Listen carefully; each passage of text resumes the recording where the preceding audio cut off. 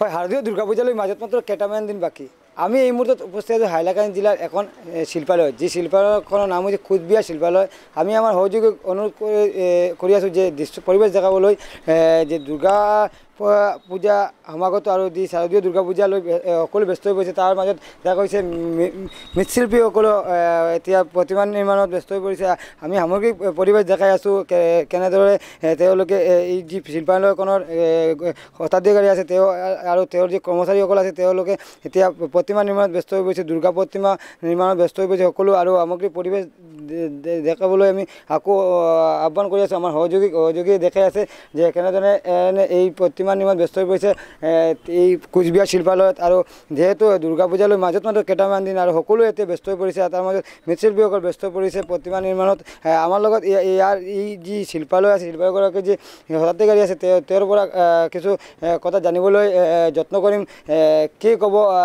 কিমান দিনৰ পৰা তেওঁ এই প্ৰতিমা নিৰ্মাণত কাজ কৰি আছে কিবা এইবাৰ পূজাত কিমান এটা প্ৰতিমা নিৰ্মাণৰ অৰ্ডাৰ পাইছে কি ক'ব কাকু আপুনি এইবাৰ কিমান প্ৰতিমা নিৰ্মাণত অৰ্ডাৰ পাইছে আমাৰ ঘৰতে এতিয়া 25টা মান দুৰ্গা মূৰ্তি বনাই আছোঁ আৰু এইবেলি কামত এইটো অলপ বেৰা চেৰা লাগিছে কাৰণ হ'ল বৰষুণৰ কাৰণে মূৰ্তি শুকাবলৈ নোৱাৰিলোঁ এতিয়াৰ কাৰণে অলপ ৰং কৰিবলৈ বা কাম কৰিবলৈ কাৰণে অলপ দিগদাৰী হৈ আছে আপুনি কিমান দিনৰ পৰা এই প্ৰতিমা নিৰ্মাণ কামত আমি আজি 40 বছৰ পৰা আমি মূৰ্তিৰ কাম কৰোঁ হাইলাকান্দি জিলাত কিমানটা মূৰ্তি নিৰ্মাণ পাইছে এইবাৰ এইবেলি আমি 25টা মান পাইছোঁ 25টা আমাৰ অৰ্ডাৰ আছে মূৰ্তি আৰু 25টা মান মূৰ্তিৰ কাম চলি আছে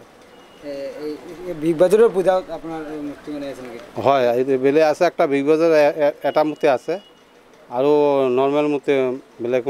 নৰ্মেল এইটো আপোনাৰ বেছি নহয় 40,000 20,000 30,000 এনেকুৱা দামত আছে টাউনৰ ভিতৰত আছে না বাহিৰত আমাৰ হাইলাকান্দি জিলাত গ্ৰামতো আছে 3-4টা মান গ্ৰামতো মূৰ্তি যাব আৰু টাউনত বাদবাহী যিমানটো আছে টাউনত আছে আমাৰ ইয়াতে 5জন মান হেৰি মানুহ আছে 5জন মানুহে আজি 2-3 মাহ হৈছে সিহঁতে কাম কৰি আছে লাগাতাৰ কাম কৰি আছে তথাপি আমাৰ ইয়াতে কামটো কৰি আছে তেতিয়াও আপোনাৰ হেৰি বৰষুণৰ কাৰণে তো কামটো এইটো পিছ পৰি আছে এতিয়া কামটো আমি চলি আছোঁ ৰাতি 2-3টা বজাৰ পৰা আমি কাম কৰি আছোঁ পুৰা ব্যস্ত এতিয়া পুৰা ব্যস্ত আছোঁ এটা বৰ্তমান কোনো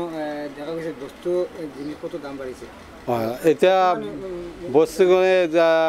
কাপোৰ কিনি বা মূৰ্তি যিবিলাক বস্তু আমি লগাই থাকোঁ এইবিলাক বস্তু এইটো দাম বাঢ়িছে দামৰ বাঢ়িৰ কাৰণে এইটো গোহানি মূৰ্তি যে আপোনাৰ দামটো বাঢ়িবলৈ লাগে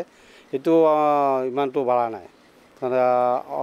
গেলাবাৰত যেনেকৈ আমি মূৰ্তিটো বিক্ৰী কৰি আহিছিলোঁ এই তেনেকৈ মানুহে মানে এইটো বুজিবলৈ নোৱাৰে যে বস্তু বাঢ়ি আছে জিনিসপত্ৰৰ দাম বাঢ়ি আছে গোহানি এইটো ল'বলৈ কাৰণে এইটো থোৰা অলপ পইচাটো বাঢ়াব লাগে এইটো মানুহে কয় না ইমান টকা দিব নোৱাৰিম সৌৰভ চান এই মুহূৰ্তত আপোনাক ধন্যবাদ জনাইছোঁ